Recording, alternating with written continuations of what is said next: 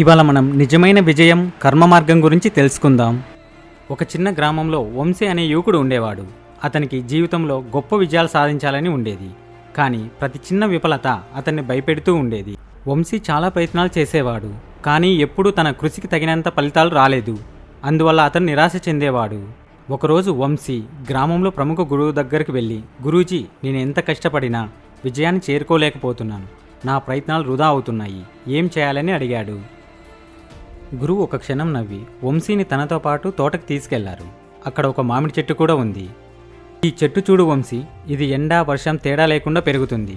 కాయలు పండే వరకు దీని కృషి ఆగదు. కానీ ఎవరైనా రాళ్ళేసినా బాధపడదు.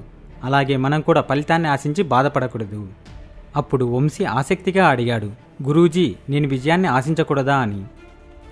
గురువు చిరునవ్వుతో భగవద్గీతలోని శ్లోకం చెప్పాడు. కర్మన్నే వాధికారస్తే మా ఫలేషు కదాచన. ఈ కర్తవ్యాన్ని నిబద్ధతో చెయ్యి, కానీ ఫలితంపై ఆశ పెట్టుకోకు. ఈ శ్లోకం విన్న వెంటనే వంశీ ఆలోచనలో పడ్డాడు. నేను ఫలితంపై ఎక్కువ దృష్టి పెడుతూ నా కర్తవ్యాన్ని మర్చిపోతున్నానేమో అని భావించాడు. ఆ రోజు నుంచి వంశీ మర్చిపోయాడు. ప్రతిరోజు తన ఎంత కష్టపడుతున్నాడో, ఎంత నేర్చుకుంటున్నాడో అనేది అతని లక్ష్యంగా మార్చుకున్నాడు. ఆ రోజు నుంచి ఏ పని అయినా మొదలుపెట్టేటప్పుడు దాన్ని శ్రద్ధగా, నిరంతరంగా, ఆనందంతో చేయడం ప్రారంభించసాగాడు. కొన్ని రోజుల తర్వాత అతనికి ఒక చిన్న విజయం రావడం మొదలయ్యాయి. అప్పటి వరకు అతను ఎదురు చూడని విజయం తను కష్టపడినందుకు సహజంగా వచ్చి చేరింది. చివరికి అతను ఆశించిన స్థాయికి చేరి తన కోరికలను నిజం చేసుకున్నాడు.